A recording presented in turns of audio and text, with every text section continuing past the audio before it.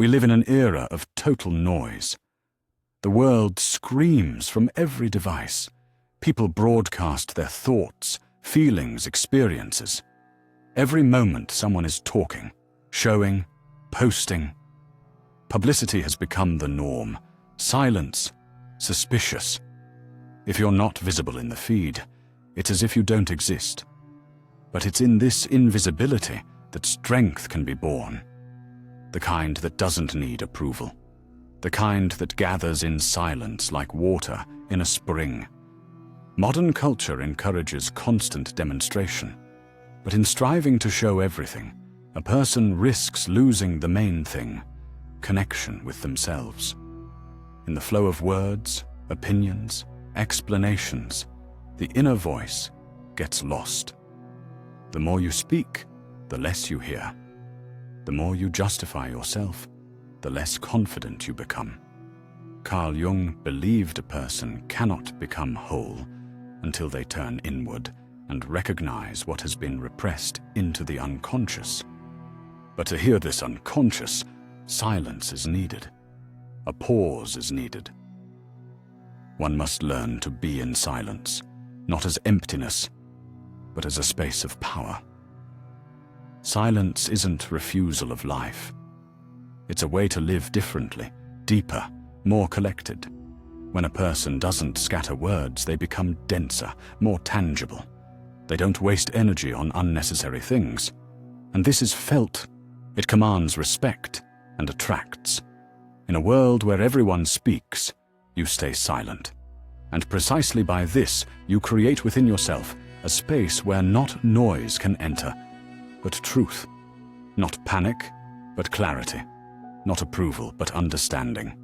In this text, we'll examine 6 situations where silence isn't weakness, but maturity. Not fear, but wisdom. Not escape from reality, but profound interaction with it. Because there are things you need to keep to yourself, for yourself. And when you learn to do this, you'll stop explaining and simply start being.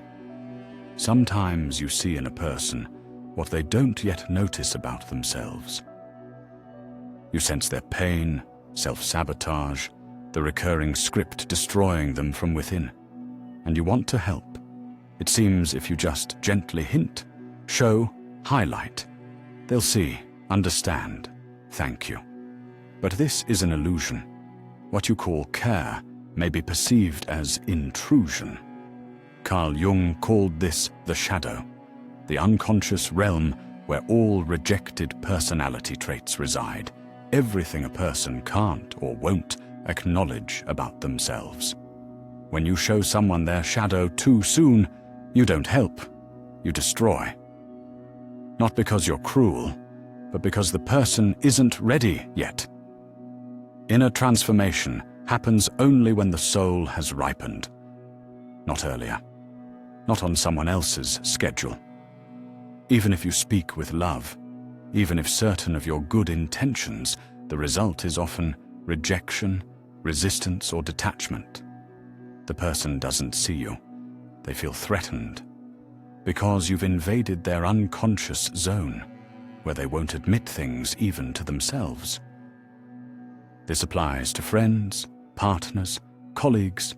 Sometimes you see too much, and this is your power. But power without wisdom becomes a burden. So not everything you notice needs voicing. Even if you see clearly doesn't mean you must intervene. Being sensitive doesn't mean being intrusive. Being aware doesn't mean enlightening everyone. Sometimes true compassion is not speaking, allowing someone their own path, letting them step on their own rakes, letting time do what words cannot. Maturity is distinguishing when your truth can be heard and when it will only wound. If you have this knowledge within, you're already on another level, where silence isn't fear, but respect. Not weakness, but position. Not avoidance, but profound understanding. Sometimes you leave not because someone did something terrible, not because of loud conflict or a last straw, but simply because an inner shift occurred. Something subtle and important changed. A vibration, frequency, deep sense you're no longer in your right place. This isn't resentment or reproach, it's maturity, it's growth, and most often it's incomprehensible to those you leave behind. They demand explanations, want to hear a version that will be logical, justified, convenient for their perception.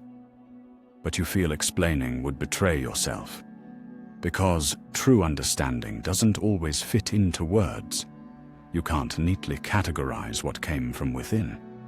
Sometimes you leave because you chose yourself, because staying would mean slowing down, hindering your own evolution, and you know any explanation you give will become a vulnerability.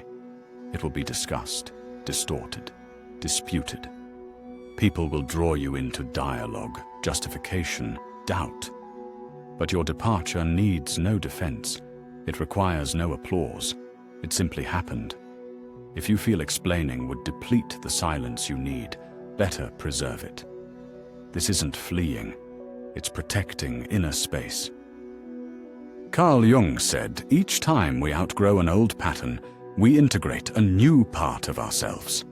This new part needn't be understood by former surroundings. You needn't persuade anyone to agree with your choice. Your soul submits no reports. If someone thinks you simply disappeared, that's their right.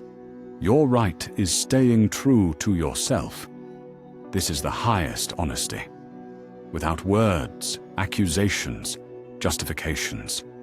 Just silence where you hear yourself. And this is enough. In a world where every gesture becomes content, where good deeds get hashtags and charity becomes image building, true kindness grows almost radical. It doesn't seek cameras, ask for likes, need applause. Because if you do something good and immediately tell the world, whom were you serving? The person or your own ego? Carl Jung wrote about the persona, the social mask we wear to be accepted. The persona knows how to be kind, generous, attentive, but all for response, for evaluation.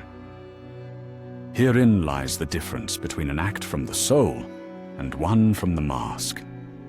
When you do good and stay silent, goodness becomes real. It needs no recognition because its meaning lies within, not without. This is pure contact with yourself. You don't sell your conscience for external approval. You simply act from inner impulse. Even if no one sees, no one thanks, no one knows, this doesn't diminish the act's value. Quite the opposite. Because true kindness works most quietly, like roots nourishing a tree without needing notice. Such actions create inner stability. You become witness to your own choices, and this suffices. Because what's done from the heart is always recorded. Not in social media chronicles, but in your inner growth. Energetically, this gives far more than any recognition. It elevates you, makes you stronger, tunes you to purity. If someday you do something great and no one knows, know you did it right. Because truly, bright deeds need no spotlight. They shine themselves, and you shine with them. Some dreams come quietly, born deep within, in half sleep, in solitary reflection. Not yet formed into words, not yet self-assured, but already living inside. A delicate state, like breath in silence. At this stage, they especially need protection. A dream in embryo is energy. Carl Jung called this libido, not narrowly but broadly, as psychic force directed toward growth, development, movement toward wholeness.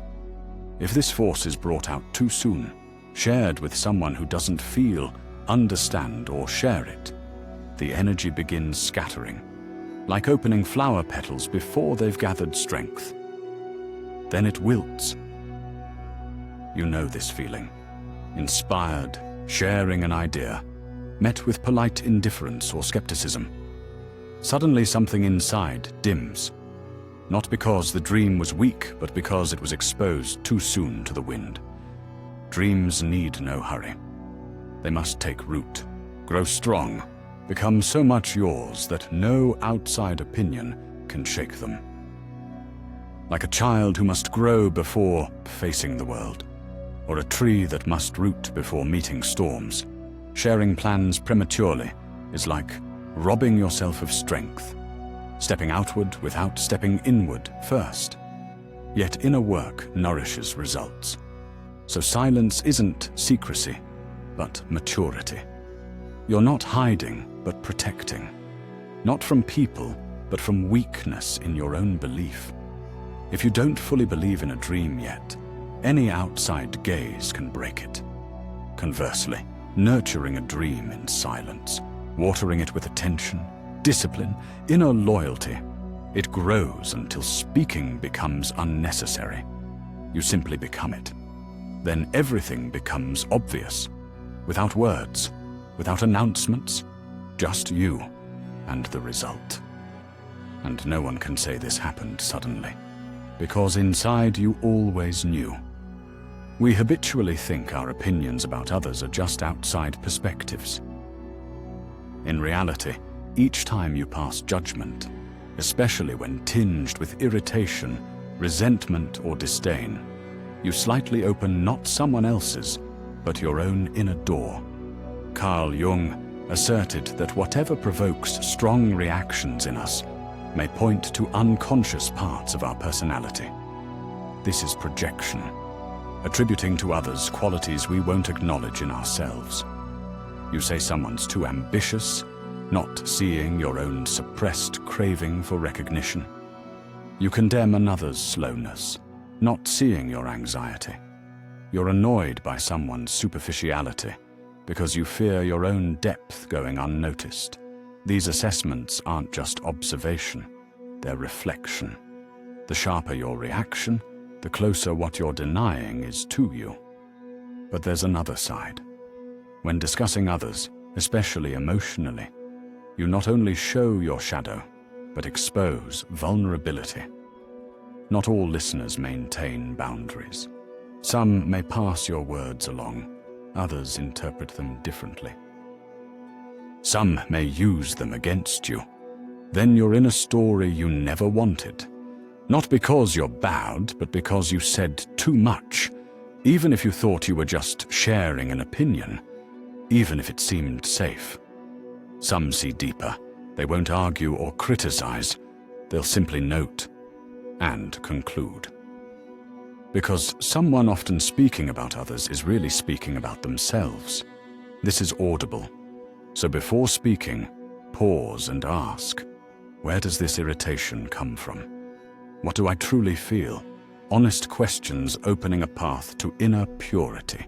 Because true control isn't restraining words, but understanding why they arise. Then silence becomes a tool. Not of avoidance, but awareness. Not fear, but depth.